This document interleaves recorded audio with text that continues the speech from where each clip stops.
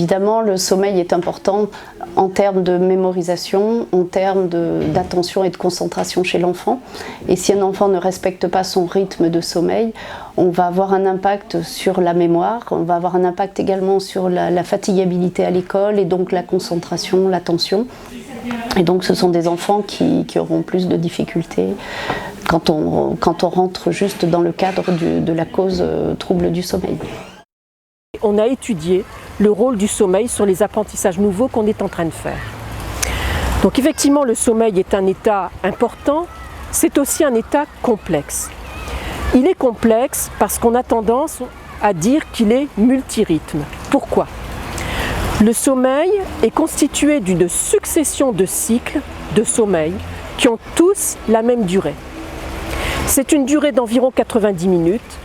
C'est vrai chez à peu près tout le monde, à quelques minutes près, selon des différences. C'est vrai chez tout le monde à partir d'un certain âge. Jusqu'à 2 ans et demi, 3 ans, les cycles de sommeil des enfants ne sont que de 60-70 minutes. Et c'est après qu'ils vont augmenter en durée et devenir ce qu'ils seront quand ils seront plus grands et adultes. Mais c'est une succession de cycles de durée équivalente et à partir du moment où ces cycles ont 90 minutes, à la fin de chacun de ces cycles, apparaît un stade de sommeil particulier qui va réapparaître cycliquement toutes les 90 minutes au cours de la nuit. C'est la raison pour laquelle on dit du sommeil qu'il a une rythmicité ultradienne, de période 90 minutes avec répétition du même stade de sommeil toutes les 90 minutes. Mais il fait également partie du rythme veille-sommeil, qui lui est circadien. Donc il a une double rythmicité. Il doit à la fois respecter cette rythmicité ultradienne, mais également sa place dans le rythme veille-sommeil en tant que rythmicité circadienne. Et enfin, on sait aujourd'hui que la qualité du sommeil est complètement dépendante de ce que l'on appelle la pression de sommeil générée par la journée. La pression de sommeil, on peut la qualifier comme étant la bonne fatigue. Tout le monde sait que quand on n'est pas assez fatigué, on ne dort pas bien parce qu'on a du mal à s'endormir, mais quand on est trop fatigué, on a également du mal à s'endormir, on ne dort pas bien. Donc l'objectif d'une journée bien organisée, c'est de faire qu'à la fin de cette journée, on ressent une bonne fatigue qui va nous permettre un sommeil de qualité. Donc c'est là qu'on voit l'état complexe de ce sommeil. Effectivement, il est constitué d'une succession de cycles de sommeil. On devrait sans arrêt aller se coucher à l'heure où il est prêt à arriver. C'est-à-dire quand on sent la température qui baisse, notre vigilance baisse également, le cortisol baisse également. Et c'est à ce moment-là que la mélatonine va mettre en route sa sécrétion, sa fabrication au sein de la glande pinéale. Et donc c'est elle qui va provoquer l'apparition du sommeil. Mais ce qu'il faut savoir, c'est que cette mélatonine, pour fonctionner dans de bonnes conditions, a besoin impérativement de 2 choses. La première, c'est d'être rechargée. D'être rechargée exactement comme une batterie de téléphone qu'on doit recharger à certains moments. Donc elle a besoin de ça, ce qui signifie tout simplement que quel que soit le jour de l'année, on doit s'obliger à avoir un minimum de 30 minutes de lumière naturelle. C'est indispensable. Ce n'est pas forcément du plein soleil, c'est vraiment la lumière naturelle au moment où elle est la plus forte. L'hiver, c'est évidemment au moment du midi, disons, qu'elle est la plus forte. Ça, c'est indispensable. C'est vraiment indispensable.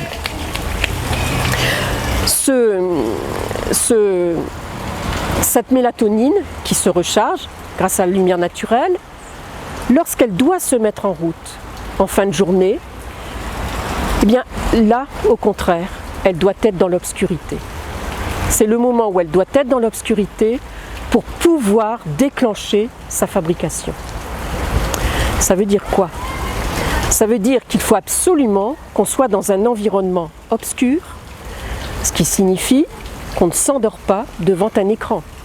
Le fameux noyau suprachiasmatique, donc, il est sensible à la lumière du jour ou aux autres lumières. Et donc la lumière du jour va entraîner dans ce noyau une activité des neurones de ce noyau. Et on sait que la lumière des écrans, qui est une lumière où les écrans LED, notamment avec la fameuse longueur d'onde bleue, va activer de façon exagérée ces récepteurs et ce noyau, environ 10 fois plus. Et du coup, on va avoir un déséquilibre au niveau de lui-même, mais également au niveau de sa cible qui est la mélatonine. Et donc, on va avoir un retard d'endormissement, puisque ces écrans, s'ils sont consultés en période de fin de journée, donc on va avoir un retard d'endormissement.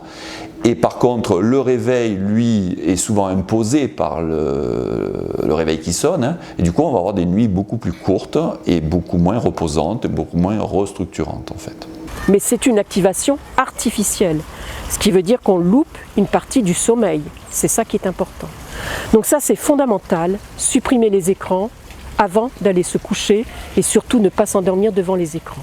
Une fois qu'on s'endort dans de bonnes conditions, on va passer par cette succession de cycles. Mais ce que l'on doit encore savoir par rapport à cela, c'est que ces cycles ne sont pas composés des mêmes stades tout au long de la nuit. En début de nuit, notre cycle, le premier cycle de sommeil, est surtout constitué de sommeil profond et très profond. Ce sommeil-là est un sommeil indispensable pour notre récupération physique, de fatigue physique et musculaire. Plus on a fait de sport dans la journée, plus on aura besoin de sommeil profond et très profond pour récupérer de la dépense musculaire faite par ce sport important au cours de la journée. Donc il est fondamental pour ça. C'est aussi une période de la nuit que l'on sait être utile à la régénération du système immunitaire, à la régénération de la peau, du système de la peau. On sait également aujourd'hui que c'est pendant cette période de la nuit qu'au niveau de la mémoire se joue quelque chose qui est qu'on va entériner, automatiser tous les gestes qu'on doit acquérir pour acquérir un savoir-faire. Quand un enfant apprend à faire du vélo à 2 roues, il est obligé d'automatiser plein de gestes, ça ne se fait pas du jour au lendemain. Plus il aura de sommeil profond, et plus les gestes qu'il aura commencé à automatiser seront ancrés en mémoire, et plus il apprendra rapidement. Donc c'est vraiment important. À la fin de ce premier cycle de sommeil apparaît un autre stade de sommeil qu'on appelle le sommeil paradoxal. On le dit paradoxal parce que à ce moment-là de la nuit, notre cerveau semble être éveillé, il est en activité, alors que le musculaire, lui, il est totalement inhibé.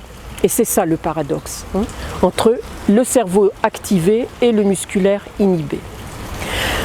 On a prouvé que ce sommeil paradoxal est indispensable à l'intégration en mémoire à long terme de tous les apprentissages nouveaux qu'on a fait auparavant. Et j'insiste pour dire que c'est auparavant parce qu'on n'apprend pas en dormant, contrairement à ce que l'on pourrait croire. Inutile de se brancher sur un iPod chargé de ses leçons toute la nuit en espérant les savoir en se réveillant, ça ne marchera pas.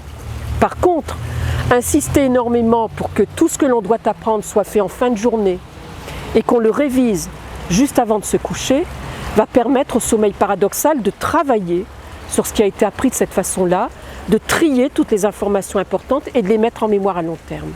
Ça veut dire que quelque chose qu'on a appris de cette façon va être su 8 jours plus tard et même à vie, pas comme ce qu'on apprend à la dernière minute le matin en se levant.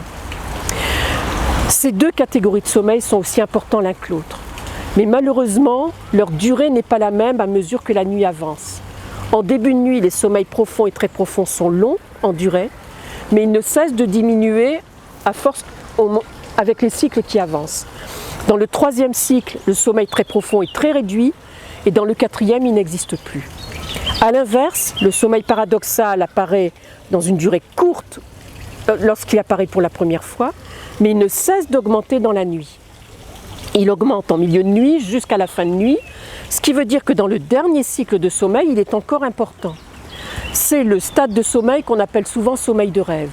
Ça veut tout simplement dire que le matin, si on est obligé de faire sonner son réveil pour se réveiller, on a des chances non négligeables d'être réveillé en plein rêve. Tout simplement parce qu'on est en plein sommeil paradoxal. Et il faut bien dire que si le rêve était sympa, c'est frustrant, puisqu'on ne saura pas la fin du rêve. Ça, c'est une évidence.